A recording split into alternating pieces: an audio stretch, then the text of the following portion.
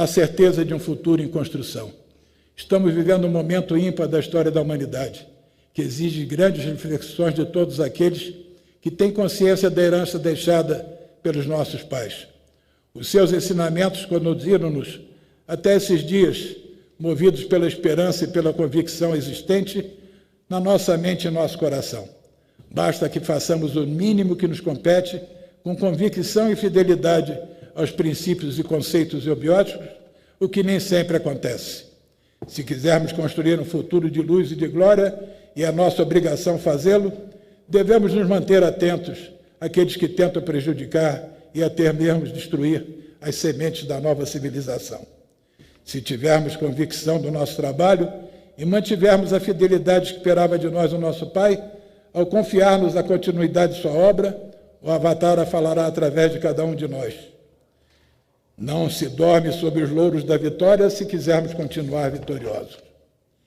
Eu tenho enraizadas em mim, além da esperança, a certeza e a convicção de que tudo isto floresça e frutifique no coração de todos, como verdade absoluta e como compromisso de lealdade com o presente e com o futuro. Ainda que o advento da raça futura esteja muito distante dos nossos dias, nada impede que façamos já o nosso trabalho sem dogmas, sem proselitismos, nem restrições. O tempo é agora.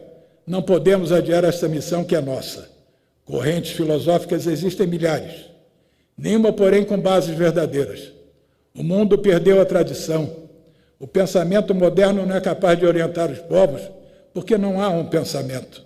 Há um filosofismo sem profundeza que volteja sobre constatações meramente científicas, positivas ou sobre dogmas religiosos que alimentam a crise do mundo moderno. É necessário que a ciência continue progredindo e que a crise econômica se resolva, mas isso ainda está longe de proporcionar a felicidade aos homens, a verdadeira paz política e, principalmente, o que verdadeiramente importa por ser o essencial, a paz interna dos homens e a fraternidade universal.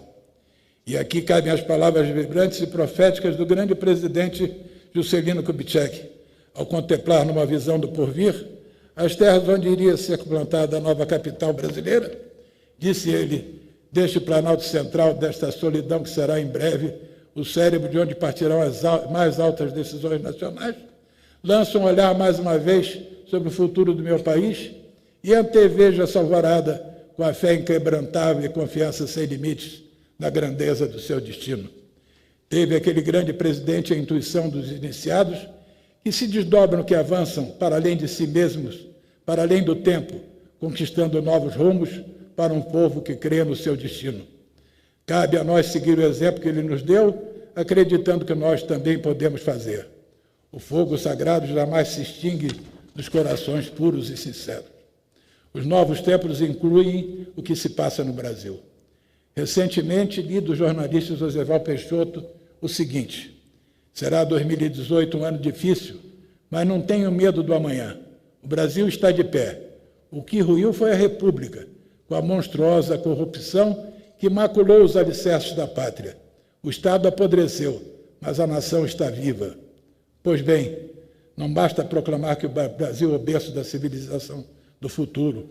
É preciso agir com sabedoria, pois se não realizarmos a missão que nos foi confiada, a oportunidade será cancelada.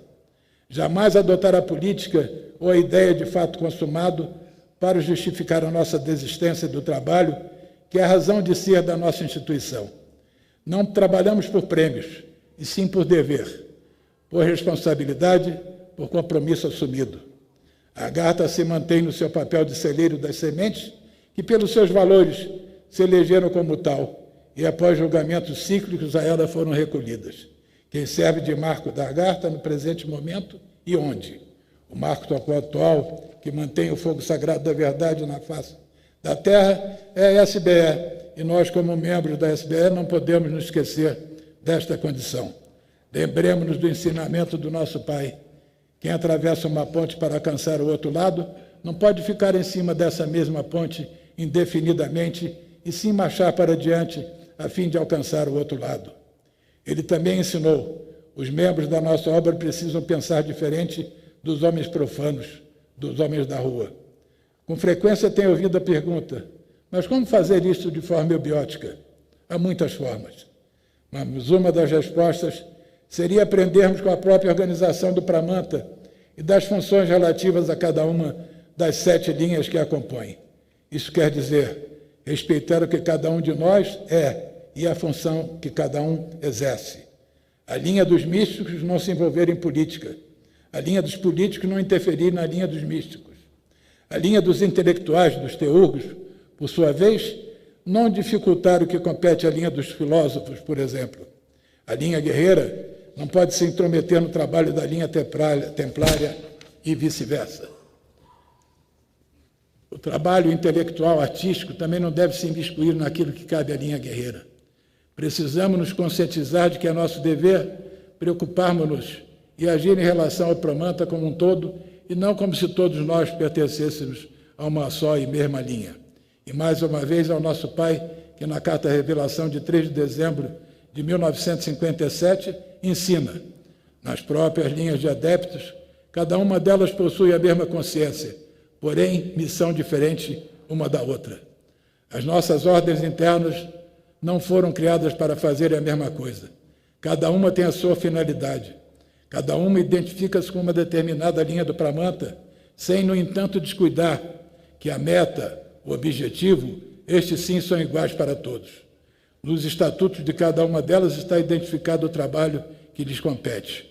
O objetivo é um só, mas o trabalho tem que ser executado nas 4 áreas, sem que uma interfira na função da outra, mas, ao contrário, se fortaleça com o que cada uma tem para oferecer, de modo que, ao final, tudo se some ao invés de dividir. Entre nós não pode haver concorrência, deve haver, sim, cooperação.